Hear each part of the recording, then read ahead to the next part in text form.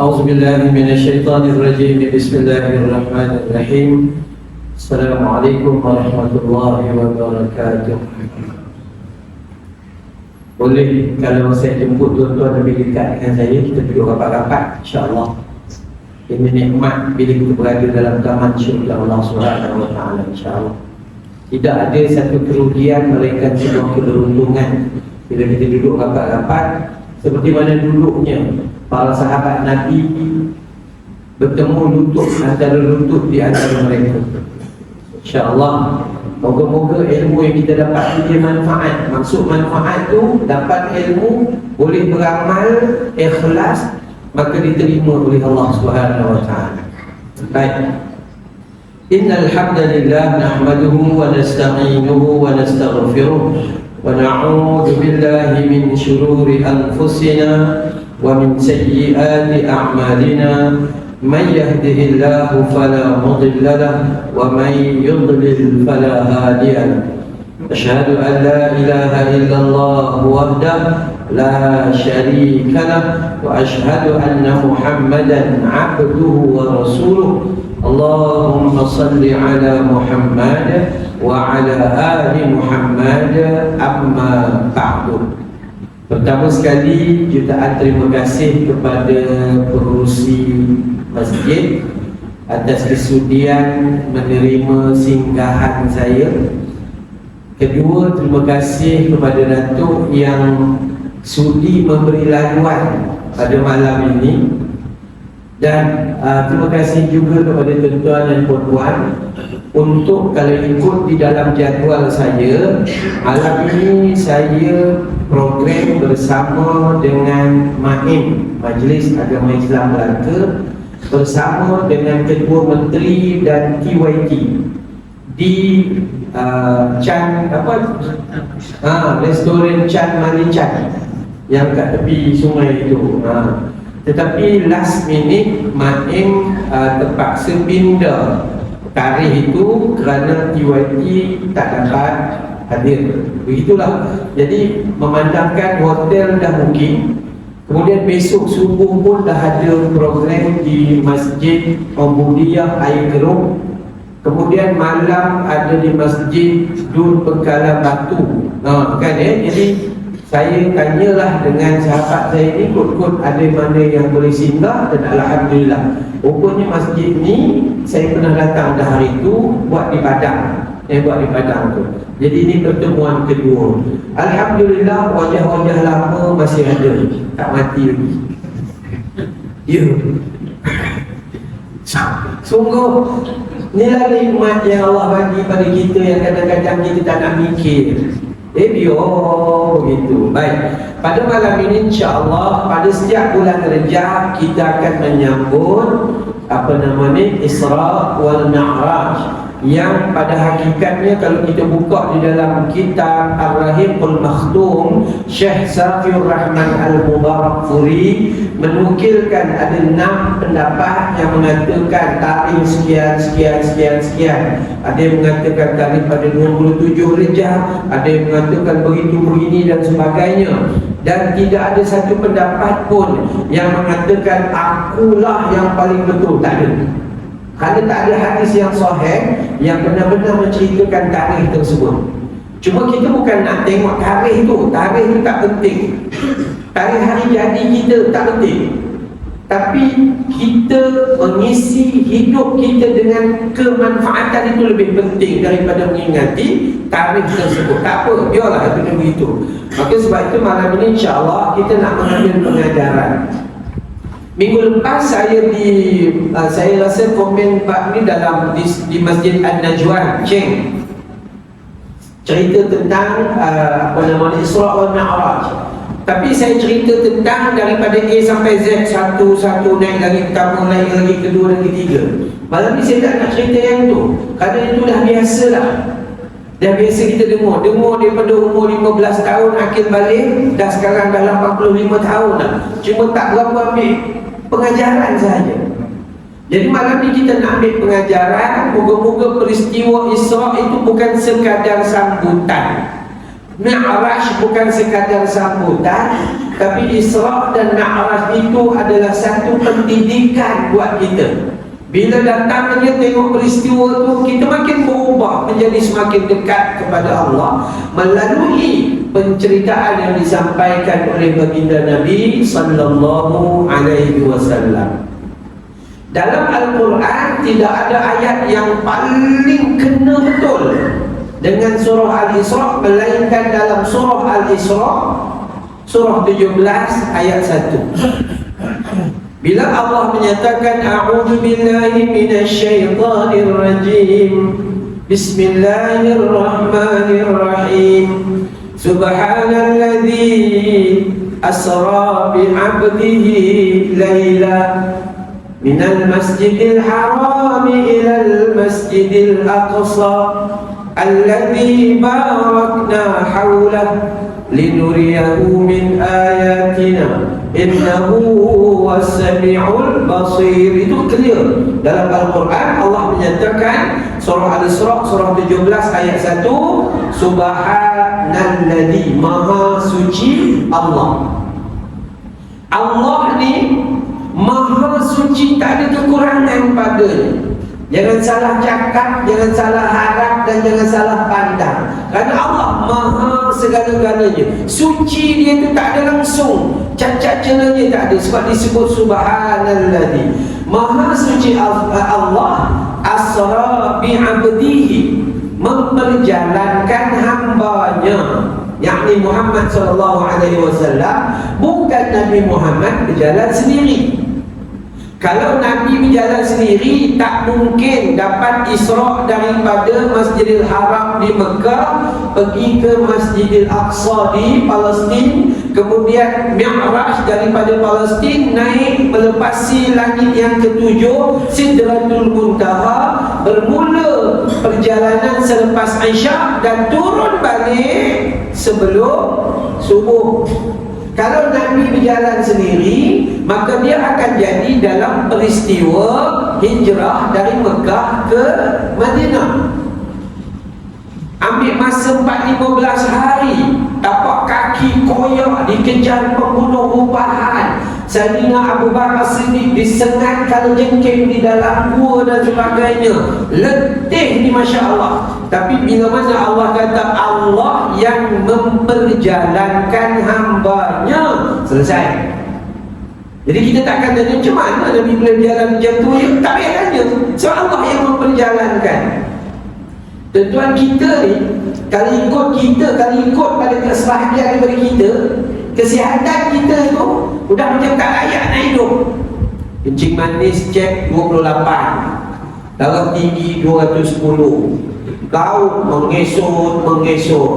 Ya, kan ya, asma ni silap makan khas perih. Nampak betul tanda-tanda mati tu. Tak mati-mati, anak dia yang mati. Kenapa? Besarnya Allah Subhanahu Wa Taala dalam menentukan apa yang Dia kehendaki, bukan apa yang kita kehendaki. Jadi Allah Subhanahu Wa Taala, jika Dia yang bagi laluan, maka siapa pun tak boleh buat apa. May yahdihillahu fala mudilla lahu wa may yudlil fala hadiya lahu. Siapa yang Allah nak bagi hidayah padanya, tak ada siapa boleh tahan. Siapa yang Allah memang tak nak bagi hidayah padanya, tak ada siapa boleh tolong. Begitu keadaan. Nabi SAW menangis terisak-isak ketika kewafatan pak saudaranya Abi Talib. Menangis sangat-sangat. Abi Talib meninggal dalam keadaan bukan Islam, tak dapat kalimah syahadah. Nabi suruh, Nabi kata, ya ammi, qul, wahai bapa saudaraku, katakanlah la ilaha illallah. Dia giling kepala sampailah dia mati. Boleh tak Nabi bagi hidayah? Tak boleh. Tapi Nabi bercerita kepada kita tentang kebesaran Allah, tentang kebenaran, dan itu begini yang sepatutnya gitu. Maka pertama, maha suci Allah, maka tak ada siapa pun yang boleh buat melainkan Allah. Asra bi'abdihi, yang memperjalankan hambanya, bukan hambanya berjalan sendiri. Lailan, pada waktu malam. Jangan pusing Ustaz, kenapa dia tak jalan waktu siang? Manusia kan pelik. Quran kata diperjalankan pada waktu malam. Dia sibuk nak tanya. Manusia zaman kita ni pun pelik-pelik. Nabi kata mohon pada Allah jauh daripada Dajjal. Jangan berharap untuk bertemu dengan Dajjal. Itu fitnah paling besar yang tak pernah mungkin kamu boleh menghadapinya.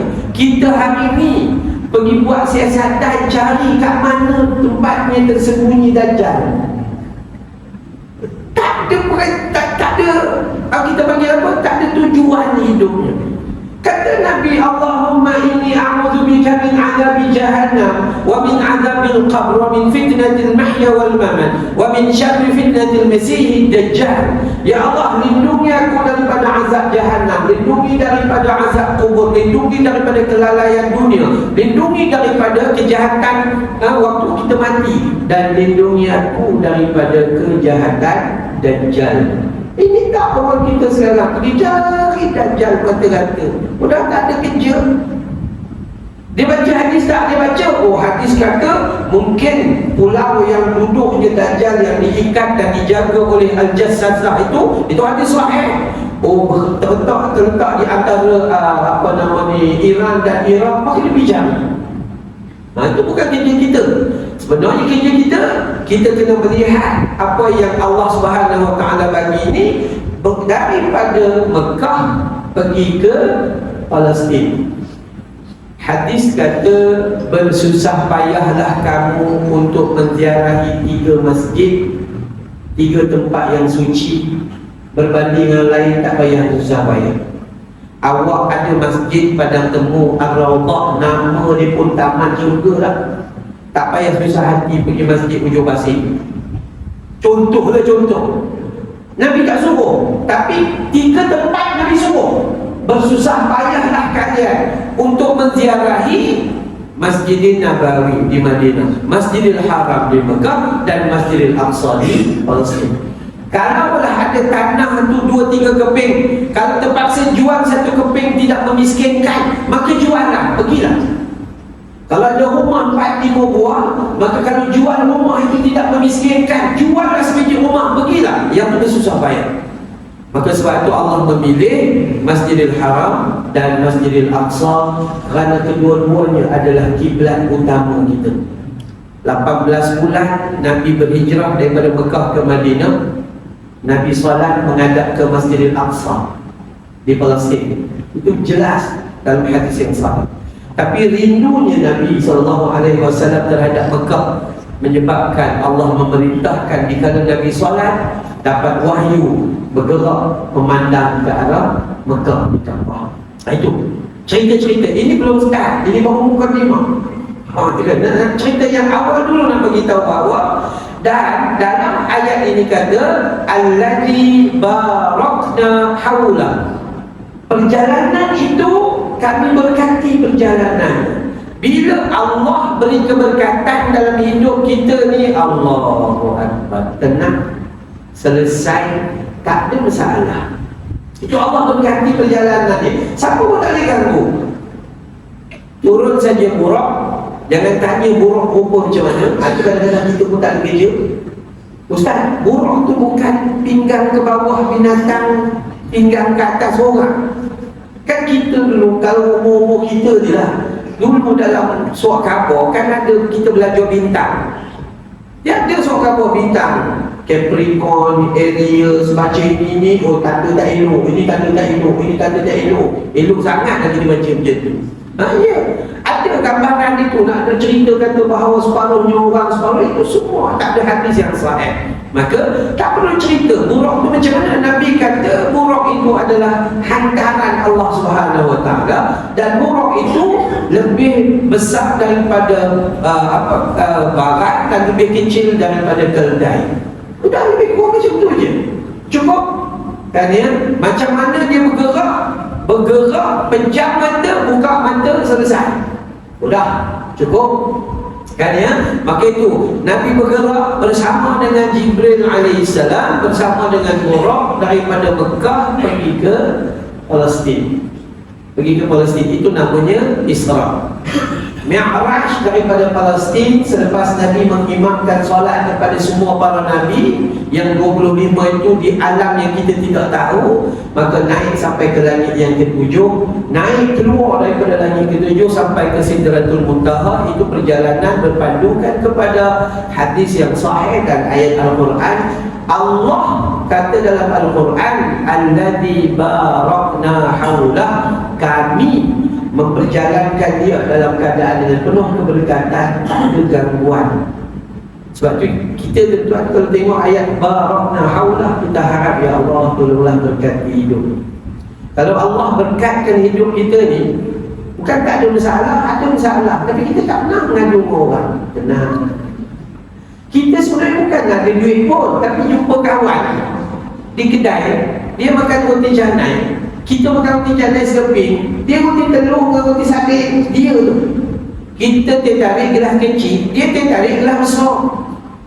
Roti canai dah roti sardin, bubur telur mata 2 biji tu. Kita, kalau ikut duit kita tak ada, tapi disebabkan rasa persahabatan kita lebih besar daripada duit kita tu, jadi kita diam-diam dia pergi masa bayar roti canai kita tu kan, bayar sekali dengan dia, udah alhamdulillah, tu keberkatan. Bila berkat ini, duit yang ada kita boleh kirim, kita boleh share dengan mak ayah, share dengan adik-beradik. Bukan bila adik-beradik minta kita mengata, korang tak ada kerja lain ke? Minta je kerjanya, bukan gitu. Itu maksudnya. Bila kita datang ke masjid, nampak tabung di masjid, maka berkat tu macam mana? Kirim masuk dalam tabung masjid, kirim di dalam syurga Allah Subhanahu wa ta'ala. Allahu Akbar. Maka sebab itu perjalanan Nabi itu penuh dengan keberkatan, dan innahu huwas sami'ul basir. Allah memperjalankan Nabi ini, Allah nak mempertontonkan kepada Nabi akan kebesaran Allah Subhanahu wa ta'ala. Berjalan tu dibuka hijab, nampak ini, nampak ini, nampak ini. Naik langit pertama, jumpa Nabi Adam, jumpa Nabi Yahya, jumpa Nabi Idris, jumpa. Last sekali langit ketujuh, jumpa Nabi Ibrahim alaihissalam. Dan dalam perjalanan tu boleh tengok keadaan syurga dan keadaan neraka. Allah kata innahu huwas sami'ul basir. Itu linuriyahu min ayatina, kami nak bagi tahu bahawa perjalanan ini nak buka mata Nabi supaya Nabi dapat melihat kebesaran Allah Subhanahu wa ta'ala. Baik, selesai mukadimah ni, baru nak start. Jadi kita nak ambil apa sebenarnya dalam ini? Kita nak ambil pengajaran, ibrah dan pengajaran daripada peristiwa. Tuan-tuan, puan-puan, saya dengan isteri saya tak pasti dia duduk kawasan mana. Isteri saya dekat belakang tu. Apa nama, bulan 12 hari itu kami bawa rombongan pergi ke Aceh. 80 orang, 2 bas. Pergi ke Aceh 5 hari 4 malam, berjalan untuk melihat sisa baki tanda-tanda tsunami. Ada dua golongan yang pergi. Satu golongan pergi benar-benar ingin belajar tentang apa yang telah berlaku. Dia dapat pengajaran. Dia pegang saja Masjid Rahmatullah, meleleh mata dia. Dia pegang saja masjid Baitul Rahim, bukan Baitul Rahman ya, Baitul Rahim. Baitul Rahman tu cerita sampai kepada kita tak betul. Baitul Rahman tu sampai pada masjid Baitul Rahman tu, ombak yang last sekali dah, ombak paling lembut sekali. Yang paling teruk Masjid Rahmatullah dengan Masjid Baitul Rahim. Masjid Baitul Rahim tu imam, ombak tu bawa pergi tak 6-7 kilometer. Ombak tu hantar balik ke rumah ni. Tu imam. Tu sampai begitu keadaan tu. Maka ada dua golongan. Satu golongan yang pergi, dia benar-benar nak belajar tentang apa yang berlaku, peristiwa, nak ambil ibrah dan pengajaran. Satu golongan dia pergi, dia berhenti je ambil gambar, berhenti je ambil gambar, berhenti je ambil gambar. Ini bahaya. Hati-hati tuan-tuan. Puan-puan juga, kerana yang ambil gambar paling banyak adalah puan-puan. Tuan-tuan ni tak nak ambil gambar. Tuan-tuan ni dengan ustaz pun dia tak nak ambil gambar. Kalau perempuan, ya Allah, ratus-ratus nak ambil gambar ni. Baik, zaman ini kita kena betulkan perangai kita. Perangai kita apa? Suka buat rakaman, suka ambil gambar sebagai memori, tapi dia tidak menikmati saat itu. Masa mak dengan ayah ada, dia tak nak taat, tak nak jaga, tak nak ziarah, tak nak buat baik. Tapi bila mak dengan ayah dah sakit, ada tanda mati, baru masa tu ambil gambar memori.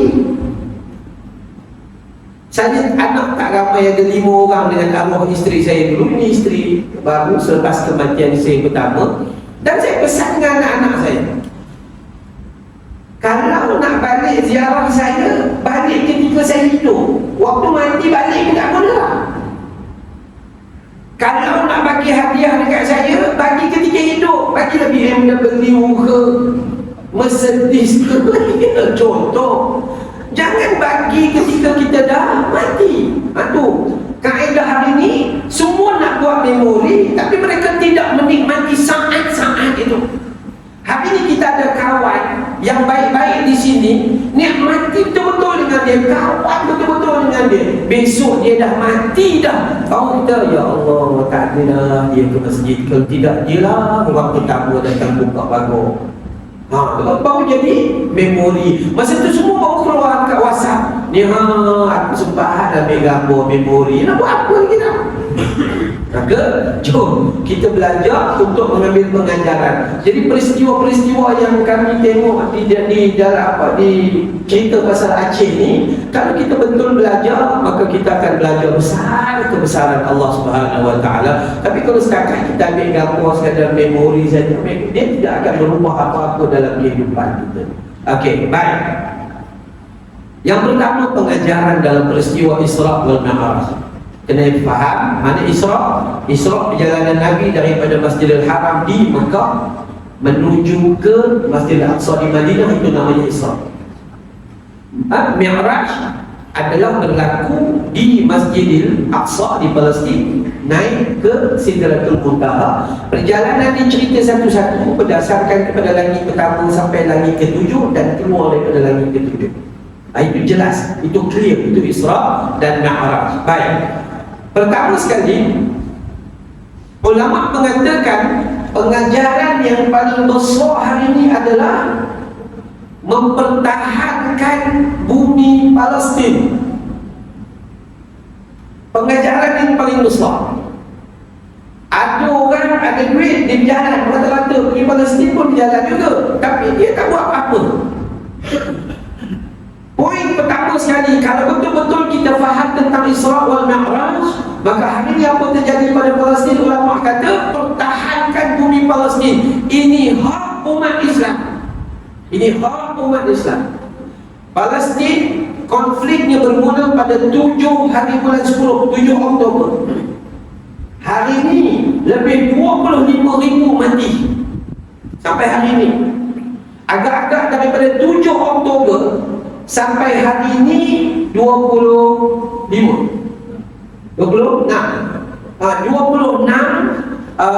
Januari. Agak-agak berapa kerat duit kita dah hantar untuk tabung Palestin, ataupun sekeping pun belum lagi.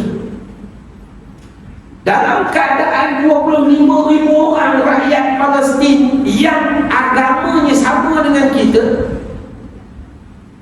mereka dibunuh begitu kejam. Agak-agak berapa kerat doa yang kita minta kepada Allah Subhanahu Wa Taala bagi pihak mereka, ataupun tak ada langsung. Maka kita harus belajar. Paling tidak daripada 7 Oktober hari itu kita boleh hafal doa pendek, Allahumma ansuril Islam wal muslimin wal mujahidin wal mustad'afin fi Filastin. Tu paling pendek, kan, paling pendek. Tak payahlah yang qunut nazilah tu, Allahumma ya munzilal kitab wa ya mujriyas sahab wa ya hazimal ahzab ihzimhum wansurna alaihim. Kadang-kadang tuan, kalau kita tak belajar dan tak letak ilmu pada diri kita, maka kita tak rasa apa-apa. Duit kita duduk dalam tabung, 75,000 contohnya. Saya dengar kata orang Padang Tamu memang lebih banyak Padang Tamu ni. Bukan? Tu kata 75,000 tu. Tu kira paling sikit lah tu. Duk dalam tabung duit 75,000 bermula 7 Oktober konflik Palestin sampai sekarang. Duit dalam tu 75,000 tak kurang-kurang. Maksudnya apa? Maksudnya manusia gagal menghantar hartanya ke dalam syurga Allah Ta'ala. Sedangkan dia tahu ketika dia mati dia takkan dapat bawa harta.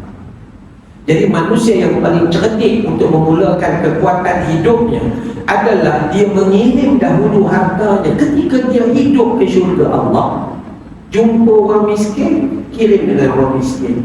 Tengok masjid nak buat apa-apa repair, kirim dengan DJK masjid. Kan? Ada ceramah nak buat jamuan, kirim dengan pengurusi masjid. Ada cerita pasal Palestin, kirim dengan tabung. Tu kirim. Kenapa? Sebab dunia ini bukan tempat tinggal. Dunia ini hanya tempat untuk kita meninggal. Sedangkan akhirat itu tempat kita kekal. Itu je. Dunia ni sekejap aja, lepas tu habis. Jadi sebelum kita mati, kirim dulu harta kita. Apa maksud kirim? Menggunakan harta kita, wang ringgit kita untuk kemanfaatan. Maka boleh pahala, maka pahala itu disimpan dalam syurga Allah. Kita bukan tak nampak kawan-kawan kita disolatkan di sini, ahli qaryah kita disolatkan di sini. Ada 8 buah rumah, 7 buat homestay, 1 dia duduk. Masa mati, sebiji pun dia tak bawa pergi ke dalam kubur. Tak boleh bawa. Waktu mati, 4 bininya, 4 bini, seorang pun dia tak boleh jadi peneman. Anak 24. Saya ada sahabat 4 bini, anak 24. Bila kita kata Syekh, banyak lah anak. Alah hitung panjang seorang baru 4, baru 6. Dia kata tak banyak lagi. 6 kali 4, 24. Maka nikmat itu. Jom kita belajar. Pertama, adakah tidak perasaan kita sampai hari ini kan ya, jatuh hati untuk membantu rakyat Palestin sesama Islam, nak mengulurkan sedikit sumbangan, kan? Berbanding kita beli handphone yang mahal, berbanding kita kerja, kita membesarkan rumah kita, ya apa begitu begini dan sebagainya, yang kita tahu kita bakal akan tinggalkan, tapi kita terlupa buat sesuatu yang kekal. Ini sangat-sangat merugikan. Maka pengajaran pertama kata ulama, Isra wal Mi'raj, memberi tunjuk ajar kepada kita bagi memuliakan bumi Islam yang besar, iaitu bumi Palestin. Dengan kita menghadirkan rasa cinta kepada bumi Palestin, menghadirkan rasa cinta kepada penduduk Palestin, menghadirkan rasa kemahuan untuk membantu seandainya ada yang tak kena dengan Palestin. Dan semua orang tahu masalah Palestin bermula pada 1948. Sampai hari ini tak selesai-selesai. Sedangkan ada satu pernah seketika umat Islam ni 3/4 daripada dunia. Tapi tak boleh juga. Negara Islam adalah negara yang sangat kaya, tapi tak boleh buat juga. Kan ya, yang banyak mengulurkan bantuan Malaysia dengan Indonesia disebut-sebut di sana. Maka kita kena terus-menerus menjadikan Palestin atau Baitul Maqdis sumber untuk kita cuba bawa jadikan tanah suci ini dipertahankan oleh kita umat Islam. Mesti ada perasaan jihad, mesti ada. Dan cuma jihad kita sekejap. Jabatan Mufti keluarkan surat supaya baca doa kunut. Kita pun bacalah doa kunut sekejap seminggu, hilang lepas tu semangat jihad dah tak ada, dah lupa dah. Lepas tu kena bunuh lagi 17,000. Minggu kedua, minggu ketiga ni, akhirnya bacalah doa kunut 3-4 kali, lepas tu tinggal kunut nazilah. Sedangkan penentangan terhadap musuh Islam yang paling besar dididik oleh Nabi. Senjata kita yang paling besar adalah qunut nazilah pada setiap waktu dari subuh sampai isya.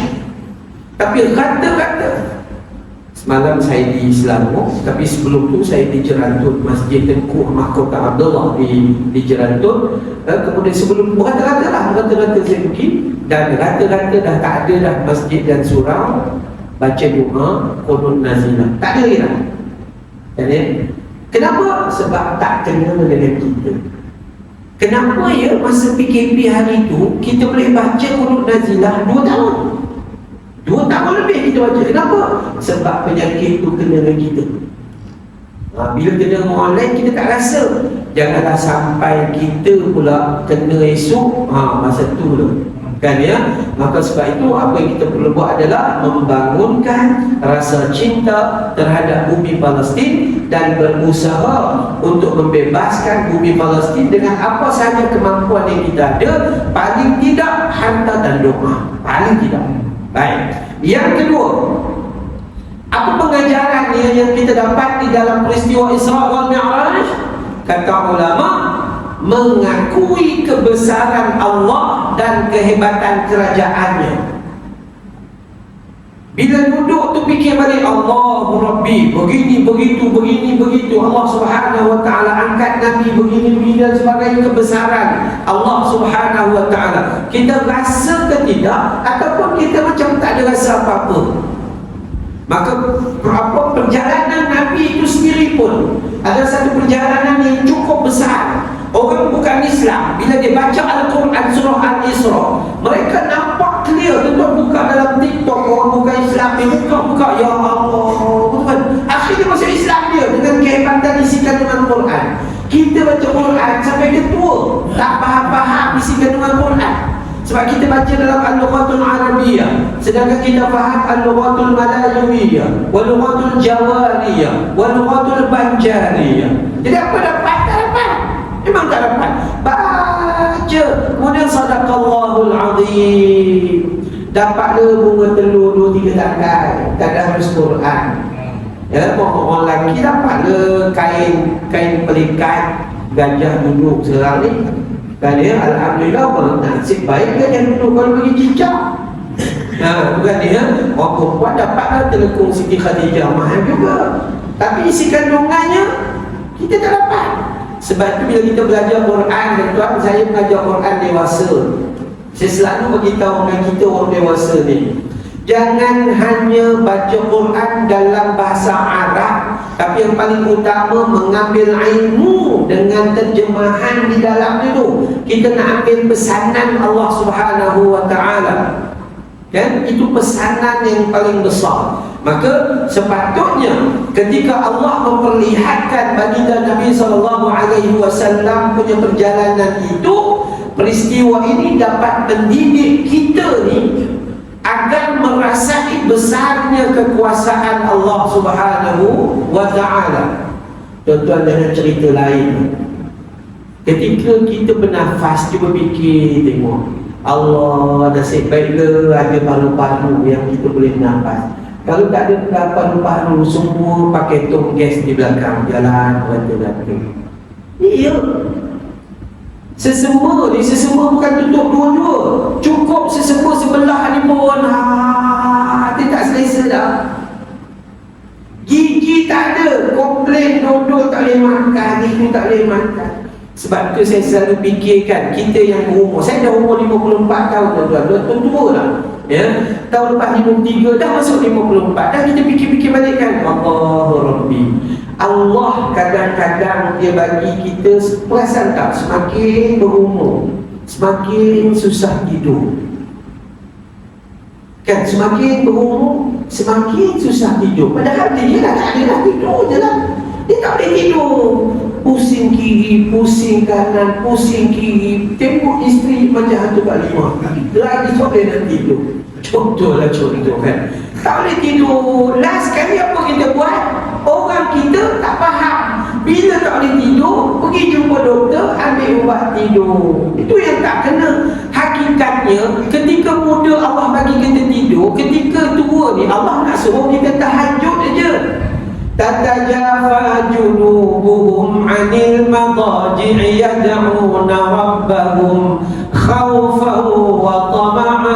wa mimma razaqnahum yunfiqun. Orang beriman tidur mereka, pembalikan mereka di atas katil itu cuma sedikit. Mereka merenggangkan diri mereka daripada katil mereka. Maksudnya amal mereka itu panjang di waktu malam, tidur sedikit. Ini kita kalau tak boleh tidur, jangan buat tidur. Itu mungkin.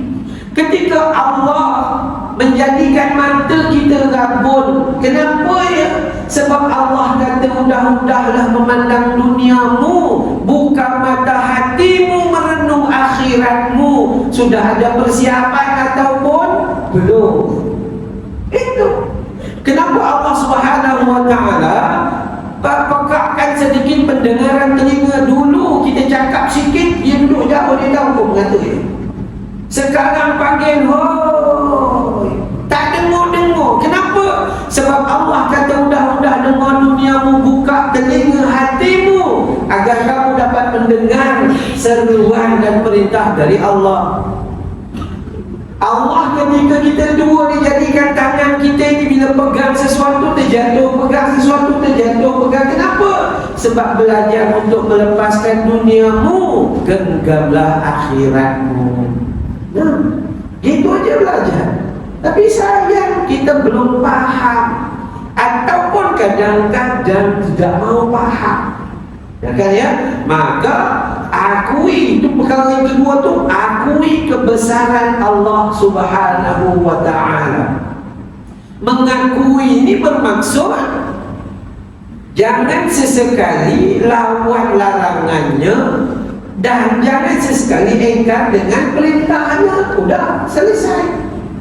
Sebab tu tuan-tuan, kalau kita melihat kepada beberapa tulisan para ulama tentang kasih sayang Allah, saya ada tengok, saya ada terbaca tuan-tuan, bagaimana Allah Subhanahu wa ta'ala mencintai kita. Ada disebut oleh seorang kiai di Indonesia. Seorang kiai di Indonesia, dia kata apa ya? Cinta Allah itu, Allah mencintai kita dengan dua hal. Allah mencintai kita dengan dua hal. Pertama, dengan larangannya. Dia melarang kita. Kenapa dia larang? Kerana dia nak jaga kita daripada terbabit dengan keburukan. Jadi itu kasih sayang tu. Jadi jangan buat benda tu buruk, jangan buat benda tu buruk, jangan buat benda tu berdosa. Itu kasih sayang. Selalu kita ingatkan anak kita, jangan buat apa itu. Bila mana dia bagi larangan, itu tanda dia sayang, jangan buat itu buruk. Itu satu. Dan yang kedua kata kiai tersebut, yang kedua kasih sayang Allah di dalam perintahnya. Taatilah perintahnya, kerana setiap perintahnya itu pahala pada kita dan kebaikan. Ni kita yang ada ramai-ramai ni kan, kalaulah berhati sekejap, bangun, saya selalu beritahu, ni abang kameraman kita cukup cekap, dia dah hafal tu ilmu.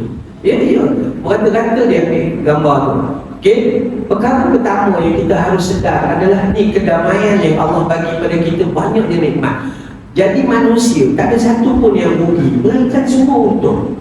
Tapi manusia tergedik-gedik nak pilih yang rugi. Kasar bahasanya. Manusia terhegek-hegek nak cari yang rugi, sedangkan kelilingnya untung. Awak bangun tidur baca doa, alhamdulillahilladzi ahyana ba'dama amatana wa ilaihin nusyur. Dapat apa? Pahala. Boleh tak payah baca doa? Boleh. Tapi Allah suruh kita baca, kenapa? Sebab perintahnya itu membuat kita nambah kebaikan. La ilaha illallah. Umur dah 78, doa tidur belum hafal. Apa yang kita buat 78 tahun? Doa tidur itu cukup pendek. Bismikallahumma ahya wa amut. Bukan hafal Yasin. Apa yang kita buat? Allah, rugi orang lain tak rugi. Yang rugi adalah kita. Bangun tidur baca doa dapat pahala. Kemudian solat tahajud, Allahu Rabbi, besarnya pahala. Ya, orang lain berusaha tahajud, kita terkejut. Sebab itu dalam bab tahajud, Ubadah bin Samit mengatakan bahawa gambaran tahajud itu paling kurang solat Isyak berjamaah, balik tidur, dan esok solat subuh berjamaah. Kata Nabi, man shalla subhi fi jamaah faka'annama qamal laili kulli. Siapa yang solat subuh berjamaah, maka dia dapat pahala qiyamul lail sepanjang malam. Tapi syarat dalam hadis Muslim menyatakan, barang siapa yang tidur dengan niat mau bangun tahajud, tapi matanya mengalahkannya, tak dapat bangun, melainkan bangun solat subuh berjamaah, maka tidurnya itu pahala qiyamul lail seperti apa yang dia niatkan. Nampak tak kasih dan cinta Allah kepada hamba-Nya? Ini kita tidur, tak ada niat langsung, harap-harap tak terjaga, takut tak ikut tidur. Iya tuan. Sebab tu kadang-kadang, ya Allah, ni kita tidur lena nu sampai Pakistan, pada karun nahi jodoh gitu merasa jantung ho bagame bimu. Sambung.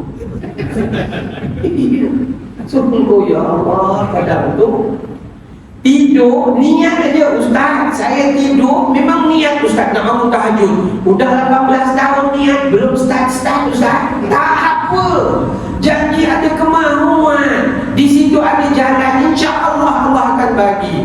Jangan tidur sampai tak ada niat langsung ni. Sebab tu kadang-kadang kita memilih sesuatu yang tidak manfaat kepada kita, walaupun manfaat itu besar. Nah, kemudian ini kita cerita awal-awal solat subuh berjamaah. Solat sunat subuh dapat apa pagi-pagi? Dunia dan seisinya. Raka'atan fajri khairun minad dunya wa ma fiha. 2 rakaat solat sunat subuh itu lebih baik dari dunia dan seisinya. Berapa kerat manusia yang buat, dan berapa ratus ribu manusia yang meninggalkannya tanpa rasa apa-apa. Ambil wuduk di luar. Kata Nabi dalam riwayat Imam Muslim, barang siapa yang berwuduk dan kemudian membaca doa, asyhadu an la ilaha illallah wahdahu la syarikalah wa asyhadu anna Muhammadan abduhu wa rasuluh, Allah buka 8 pintu syurga. Masuklah kalian ke dalam syurga melalui mana-mana pintu yang kalian suka. Berapa kerat manusia yang berdoa selepas wuduk. Begitulah keadaannya manusia. Nyombongnya manusia itu, Masya Allah, tahapnya dahsyat. Maka sebab itu kita nak melihat peristiwa Isra Mi'raj itu. Yang pertama tadi, jaga Baitul Maqdis, timbulkan rasa kasih kepada Baitul Maqdis. Yang kedua, menzahirkan rasa kebesaran dan kehebatannya kerajaan Allah Subhanahu wa Ta'ala. Okay? Jadi bila kita menganggap Allah itu Maha Besar, maka kita berdamping dengan Allah sentiasa. Jangan cari Allah masa susah. Iya, cari Allah masa susah. Saya selalu sebut pasal solat duha. Nabi buat solat duha 2, 4, 6, 8 rakaat hadis sahih, 12 rakaat hadis dhaif. So kita ambil yang 8 aja lah. Nabi solat duha, tapi Nabi tak buat tiap-tiap hari lah. Nabi buat ada kala di rumah Ummu Hani, di rata-rata begitu begini. Maka dalam riwayat begitu, Nabi buat 8, maksimum 8, 2 atau 4 atau 6 atau 8 tak kisah. Tapi Nabi buat 8 rakaat maksimum. Kita sekali buat 28. Itu tak ada duit sangat lah tu. Cuba perangai kita. Bila tak ada duit, baru solat duha. Dalam tak ada duit, solat duha tu subuh pun tak sayang. Ada manusia, berbondong-bondong manusia datang solat jamaah, solat hari raya, subuh tak bangun. Tu ada manusia. Maka kita letakkan diri kita berkait rapat dengan kebesaran Allah Subhanahu wa taala. Jangan pernah sombong untuk meminta terus kepada Allah Subhanahu wa taala. Yang ketiga, kata ulama, ibrah pengajaran Isra wal Mi'raj itu adalah salat fardu 5 waktu. Tuan-tuan, hadis, kalau baca hadis sahih, tuan-tuan tak pernah jumpa orang yang dia berzina dihukum kafir. Tak ada. Makan riba, makan rasuah, tak ada kata jadi kafir, dosa besar. Fitnah orang dan begini tak ada. Tapi Nabi kata dalam hadis sahih, betul buka dalam kitab-kitab hadis, kata Nabi, perbandingan dan perbezaan kami dengan mereka, orang Islam dengan orang bukan Islam, bedanya apa? Tandanya apa? Tankas salat. Mereka meninggalkan salat fardu dengan sengaja. Tinggal salat fardu, kalau ikut hadis tu directnya kafir dengan sengaja. Kejahatan lain tak ada. Kadang-kadang kita pergi kerja, relax, yang sebelah tu tertinggal telekung, dia relax, tak apalah nanti kotor. Ingat solat ni mak bapak kita punya, boleh kotor ikut suka hati. Solat fardu ni adalah satu ketetapan yang tak boleh ditinggal. Zakat boleh tinggal, bila dah tak mampu nak keluar, awak jadi penerima zakat. Puasa boleh tinggal tak? Puasa boleh sakit, boleh, tak ada masalah, tak ada masalah.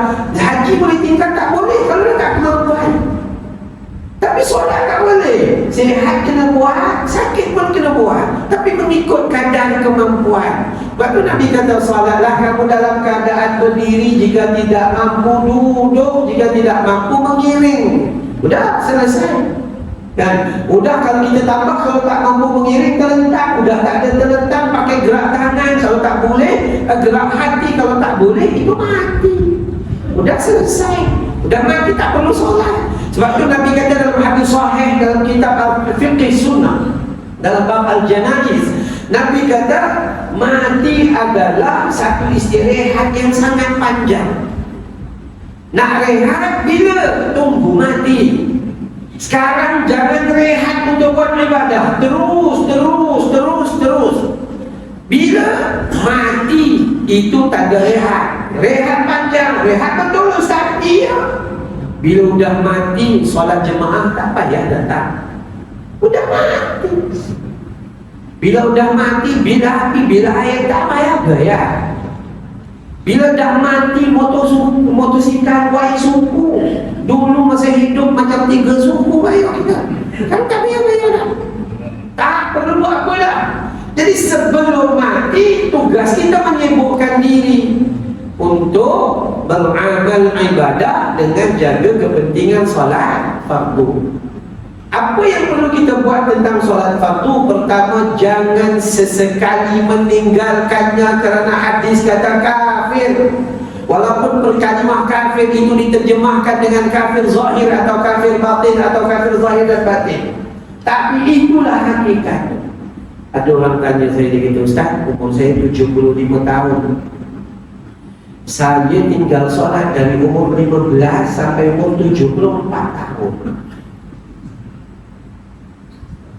15 sampai 74 tahun, 75 baru ada kekuatan untuk solat. Kan ya? Jadi dia kata, Ustaz, macam mana bentuk, adakah wajib saya nak qada apa yang saya tinggal itu? Saya kata, tuan tolong kira 75 tolak 15. So 60 tahun. 60 tahun kali 365 hari kali 5 waktu, agak-agak dengan umur 75 sempat kena kodok dengan ribuan ini. Tak mampu, takkan mampu. Yang adaan ini, yang tunai ini pun kadang-kadang terkunci. Tak, kan ya? Maka sepatutnya apa yang tuan perlu buat adalah bertaubat dan minta ampun kepada Allah Subhanahu wa ta'ala. Maka apa kita perlu buat hari ini? Muslimin dan muslimat, solat fardu jauh daripada jangan main ikut sukan tanah. Biasa solat fardu lewat-lewat waktu. Tahun ini perkasakan solat di awal waktu. Hayya 'ala salat,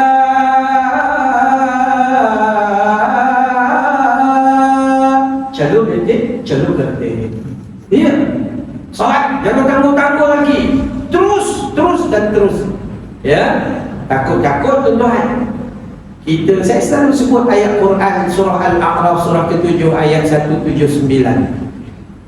Allah kata walaqad darabna li jahannama katsiran minal jinni wal ins lahum qulubun la yafqahuna biha wa lahum a'yunun la yubsiruna biha wa lahum adhanun la yasma'una biha ulaika kal an'am bal hum adall ulaika humul ghafilun. Al-A'raf surah 7 ayat 179.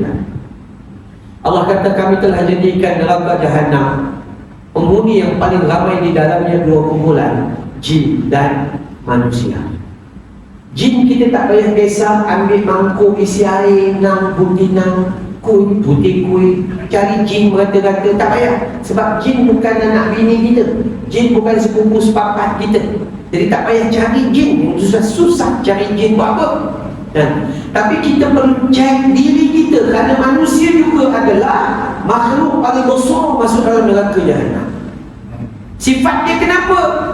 Lahum qulubun la yafqahuna biha. Ada hati tapi tak ada perasaan. Tak ada perasaan. Allah panggil hayya 'alas salat, hayya 'alal falah. Tak ada dia. Orang lain berlomba-lomba melakukan ketaatan, dia tenang dan damai, macam tak pernah ada apa-apa. Hati ada tapi hati mati. Udah. Yang kedua, walahum a'yunun la yubsiruna biha. Mereka ada mata tapi tak nampak kebaikan kerana mata hati mereka sudah lama buta. Lalu sebelah masjid break tak makan terus. Besok lalu lagi break pun tak hidup juga terus. Handbrake pun rosak, pasang malam breaknya elok. Melangkah menua, melangkah sentral, yang itu semua okey. Tapi masjid tak sempat itu. Ada mata hatinya buta. Walahum adhanun la yasma'una biha. Mereka punya telinga tapi telinga hati mereka sudah lama pekak lagi dulu. Dengan panggilan Allah tak dengar, tapi dengar di telinga ini tak masuk di telinga ini.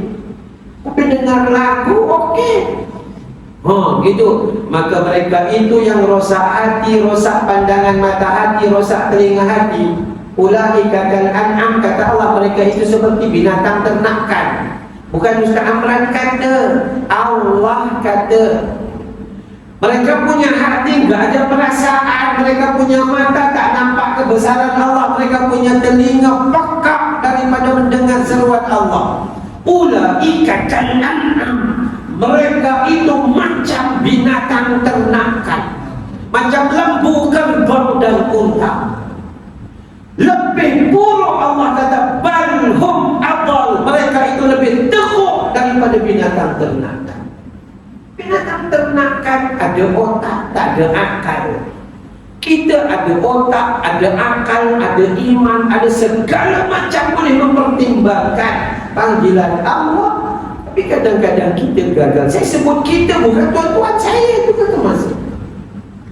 Sepatutnya kita takkan jadi seperti itu. Kita manusia yang dianggap karamah oleh Allah Subhanahu Wa Taala, diberi kenikmatan yang sangat mudah. Tiba-tiba Allah samakan kita seperti haiwan. Lembu boleh tahan. Kalau jual 5-6 ribu dapat lembu. Kalau dibandingkan kita cuma pergi jual, nak tengok laku ke tak laku, dengan kencing manis, darah tinggi semua. Rumah pun tua-tua pun tak nak terima. Lembu bila sembelih 500 orang boleh makan seekor. Kita kalau mati nyusahkan orang. Nak diurus itu, diurus ini. Lepas tu tulis wasiat pula tu, kalau awak mati di padang temu ni, nanti ke bumi di selatan Thailand. Apa Apa gila tu wasiat dia? Pelik dia manusia dia kata keturunan kita semua ada dekat solar ke begitu begini. Jangan tunaikan kalau wasiat tersebut menyalahi sunnah Nabi SAW. Kata Nabi, di mana mereka meninggal, di situ mereka dikebumikan. Itu manusia. Tuan-tuan, saya belajar di luar negara sekejap itu bukan banyak pun tak pandai. Alah pergi belajar bodoh-bodoh gitu je sampai sekarang bodoh. Cuma sikit-sikit dikongsi-kongsi. Ni orang Pakistan, orang India, orang Bangladesh, muka lembu ni, bahagian kepala lembu, bahagian muka tu cukup sedap kalau kita makan. Orang AJK masjid semua bagi Bangladesh. Kau nak kepala AJK masjid dia tak ambil. Tapi daging paling sempurna dan menyihatkan ni bahagian pipi ni. Dan muka lembu manfaat. Muka kita tengok pun meluat, menyusahkan orang. Dia semua dalam perut lembu, tuan-tuan. Saya selalu cerita macam ni, cuma nak ajak kita berfikir. Dalam perut lembu, apa yang kita tak boleh makan? Kan ya? Nasib baik tahi ni tak boleh. Kalau tidak, tahi tu digorengnya. Tu usus yang bawa tahi itu pun kita makan. Potong, ambil kapur putih, basuh, kemudian rebus, cincang air asam, meleleh-leleh. Lembu tengok geleng kepala, ya Allah, ini pun yang telat. Iya tuan. Ekor lembu Pak Imam buat lari awal. Ya, tu nak bagi tahu. Kalau kita letak diri kita lebih teruk pada lembu, teruk semua lagi tak? Lembu hidup tak menyusahkan orang. Kalau kita menyusahkan orang, lagi teruk. Sebab tu Allah kata ulaika kal an'am bal hum adall, lebih teruk daripada binatang ternakan. Jom kita ambil pedoman. Moga-moga kita tidak termasuk dalam golongan yang sedemikian untuk jaga kepentingan solat fardu. Kalau selama ni solat lambat, segera solat awal. Kalau selama ni solat ni sendiri, tahun ini usaha untuk solat jemaah di masjid solat jemaah. Kalaulah selama ini solat fardu sahaja, tapi sekarang tambah sikit solat sunat sebelum dan selepas. Kalau sebelum ini lepas-lepas bagi salam untuk imam zikir, dia lari merata-rata, ya asyik nak tengok handphone. Ada manusia pun pelik, handphone tu letak Allahu Akbar, Assalamualaikum warahmatullahi, Assalamualaikum warahmatullahi, istighfar belum, tak handphone, siu. Kalau YB boleh tahan, dia sibuk kan ya, dia cuma tukar kali kubur je, bukanlah sibuk benar. Kalau dia ketua menteri, apa juga. Ya, manusia pelik sungguh-sungguh. Maka kita jaga solat fardu ni, jaga sungguh-sungguh. Mana-mana pergi, saya selalu bagi tahu, solat fardu adalah satu persoalan paling utama. Bila kita sampai di mahsyar, itu akan ditanya oleh Allah. Kalau solat fardunya sempurna, yang lain akan dipermudahkan oleh Allah. Kalau solat fardunya jadi masalah, maka yang lain bertambahlah halangan dan batasan untuk dia meneruskan perjalanan dia di akhirat. Jadi solat fardu ni buat sungguh-sungguh, niat bagi ikhlas. Takbir elok-elok, jangan takbir tapi saya tak bunyi-bunyi. Saya selalu buat khusus solat, ya, khusus solat. Bila kita takbir ni, bagi bunyi Allahu Akbar, cukuplah. Ini dah tu kan. Takbiratul ihram wajib dilafazkan dengan lafaz sama ada jahriyah ataupun sirriyah, kuat atau perlahan. Tapi mesti lafaz di mulut, bukan dalam hati. Gini, tak sah solat kita.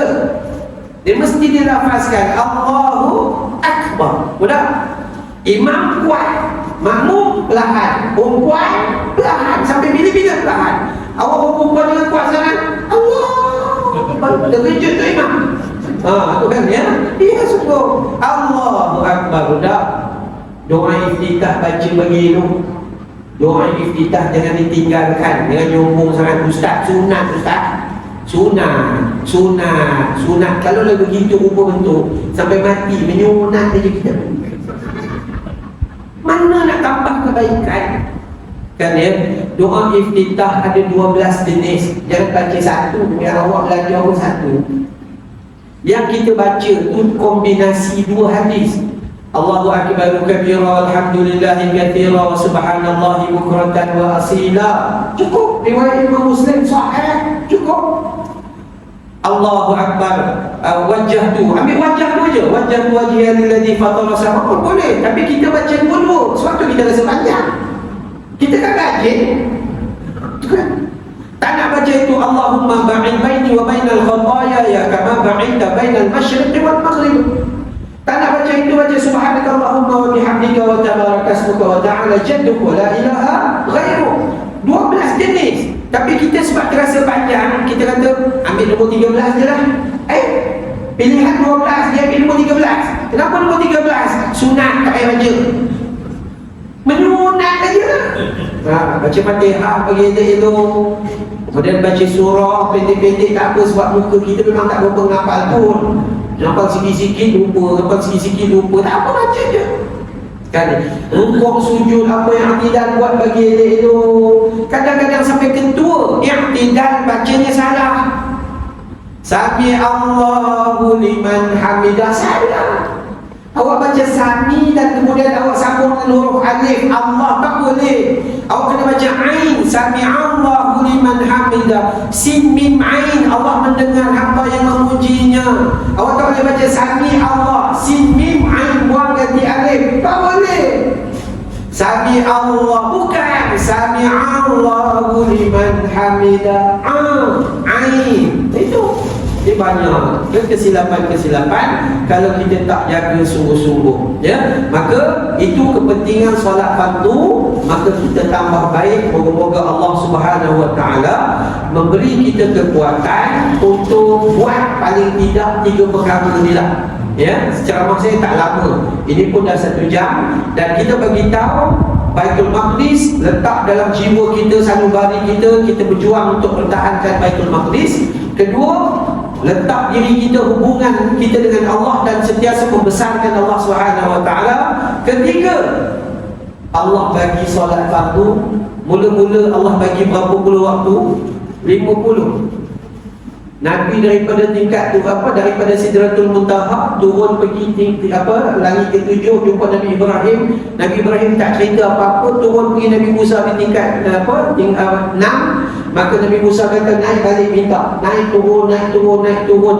Daripada 50 jadi 5. Kenapa Allah perintah 50 tu? Sebab nak bagi pahala 5 tu dapat 50. Kalau perintah tak turun 50 dulu, maka 5 akan dapat 5 aja. Itulah kaedahnya Allah menyediakan perintah. Oh 50, kita pun minta. Okey, tak apa, buat 5 dengan pahalanya 50. Itu nikmat. Itu umat Islam. Umat Nabi Muhammad SAW memang diberi kelebihan. Baca Quran 1 huruf, bukan 1 ayat, 1 huruf. Alif, lam, mim, bukan 30, bukan 10, 30. Alif 10, lam 10, mim 10. Zaman lain, mana ada malam Lailatul Qadar? Kita ada. Tapi kita pula perangainya, bila malam Lailatul Qadar saja, kita Lailatul Qadar. Beli kain. Itu yang jadi masalah. Ya Allah, itu manusia. Maka okey kan, kita diberi ruang solat dapat 27. Kita zaman Nabi lain tak ada. Sedekah 700 kali ganda zaman kita, zaman Nabi lain tak ada. Jaga isteri, gandaan pahala. Suap nasi ke mulut isteri, itu pun besar pahalanya. Sabar dengan bebelnya isteri, pahala. Sabar je lah. Boleh sampai saat bila Ustaz?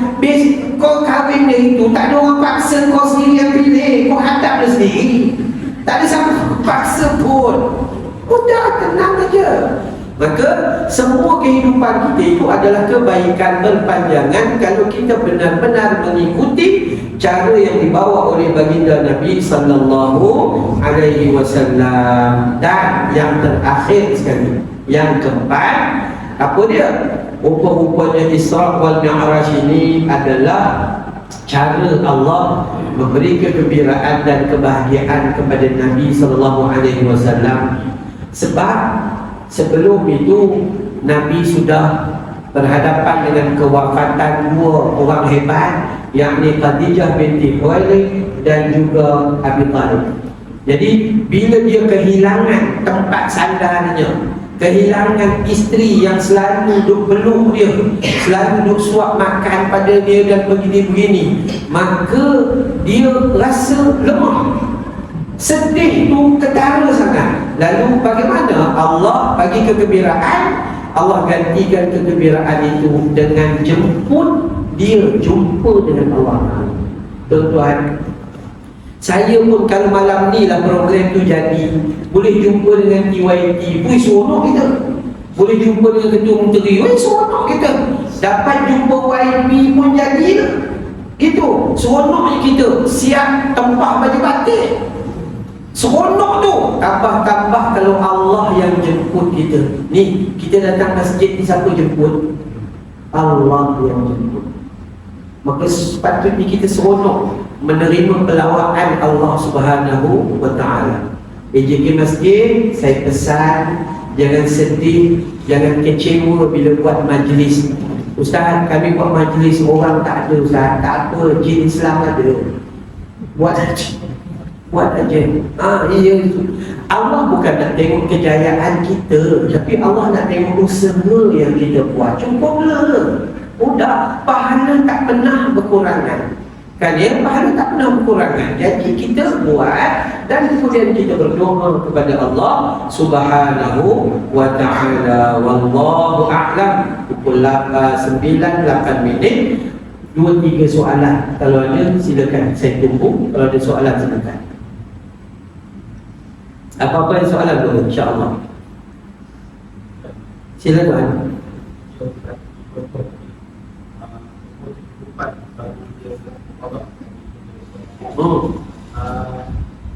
Kita bila terbaik dia solat mungkin dia solat baru serta dengan wazak dia. Okey, baik, faham. Yang pertama, bila dia umur 74 masuk 75, baru tanya nak start solat. So 75 lah, tolak dengan 15. So 60 tahun, kita kata 60 tahun, dia 60 tahun meninggalkan solat. Kalau kira ribu lah. Dia pula 75, silap-silap mati 76. Setahun memang tak sempat dia nak buat.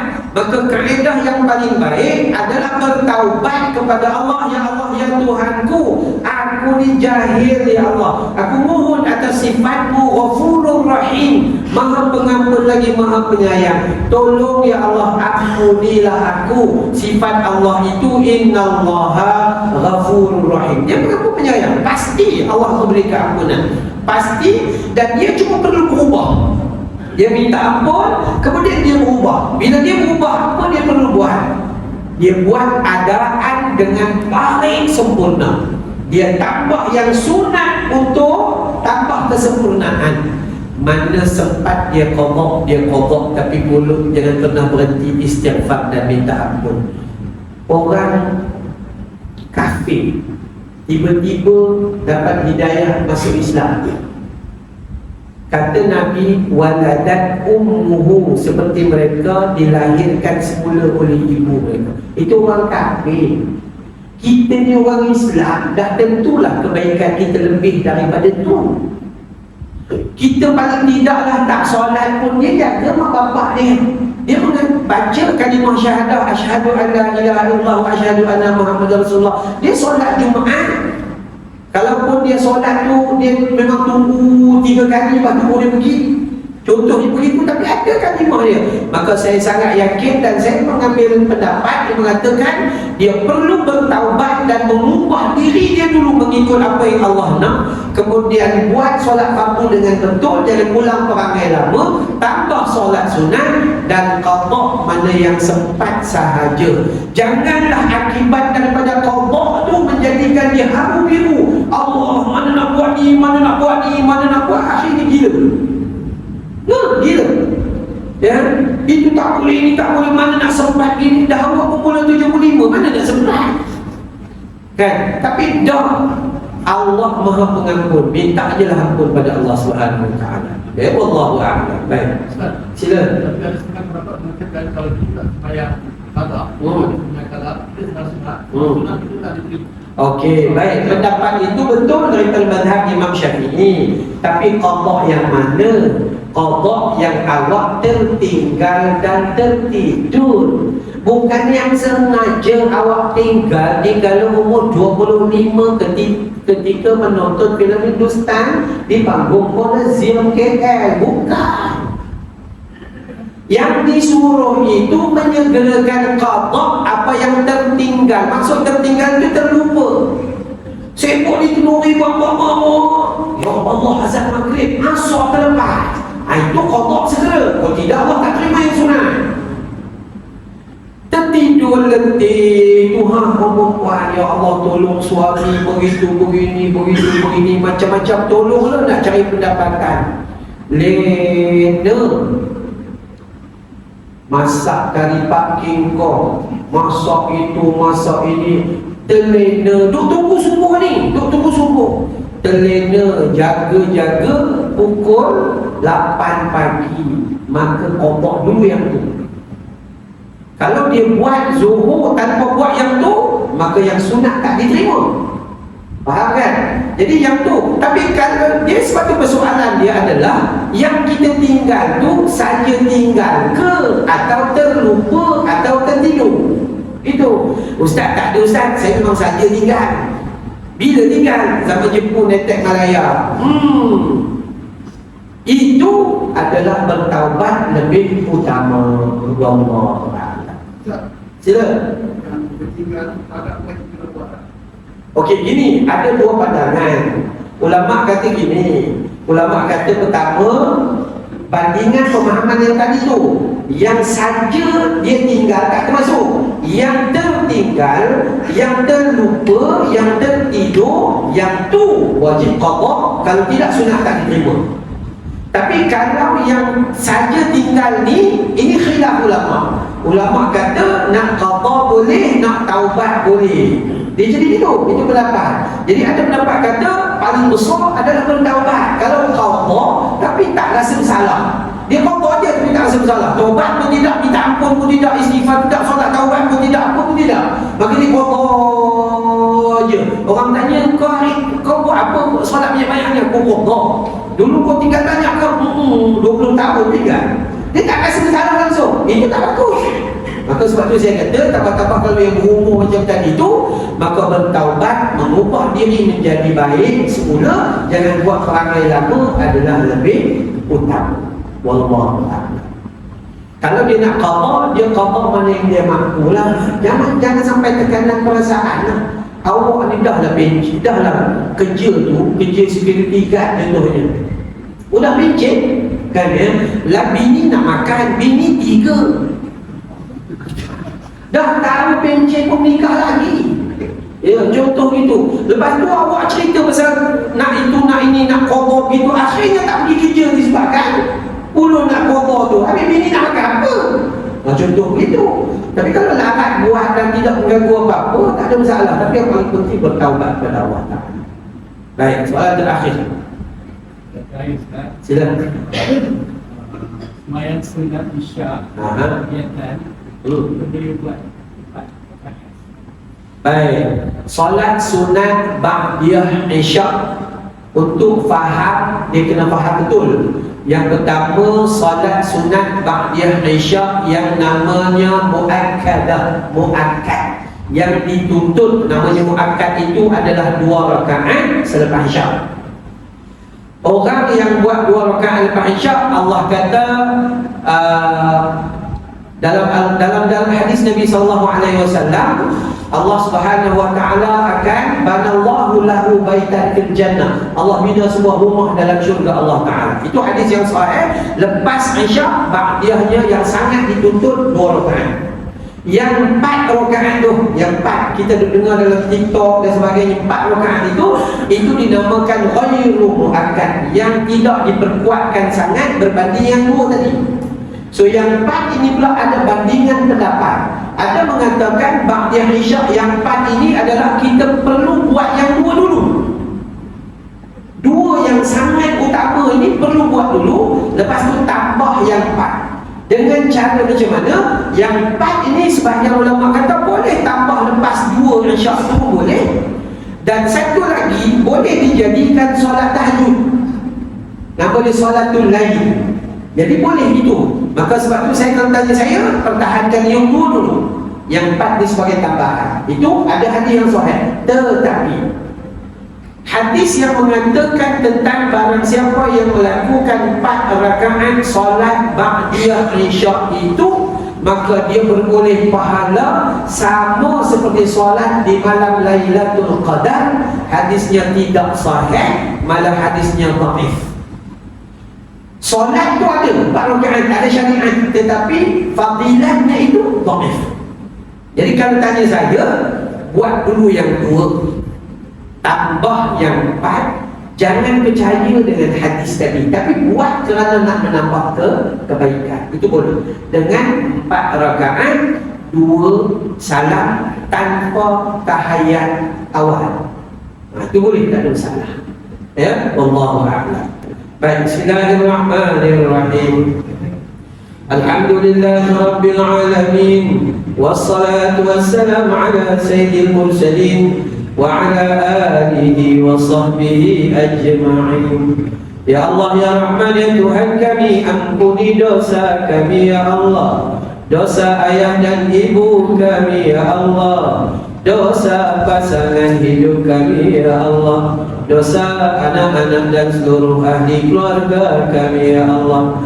Ya Allah, ampuni dosa teman-teman sepengajian kami ya Allah, umat muslimin wal muslimat yang hidup maupun telah meninggal dunia ya Allah. Ya Allah, bantu kami dalam kami mengingatimu ya Allah. Ya Allah, bantu kami dalam kami bersyukur padamu ya Allah. Ya Allah, bantu kami dalam kami memperbaiki amal ibadah terhadapmu ya Allah. Ya Allah, ampuni mereka yang bersedekah di malam ini ya Allah. Jadikan sedekah mereka penghubung jalan ke syurga-Mu ya Allah. Jadikan sedekah mereka bintik dari panas api neraka-Mu ya Allah. Ya Allah, sebagaimana Kau himpun kami dalam taman syurga ini ya Allah, himpunkan kami nanti dalam jannatul firdaus-Mu ya Allah. Wa sallallahu ala Muhammad wa ala alihi wa sahbihi wa baraka wa sallam. Walhamdulillahi rabbil alamin. Subhanakallahumma wa bihamdika asyhadu an la ilaha illa anta astaghfiruka wa atubu ilaika. Billahi taufiq wal hidayah.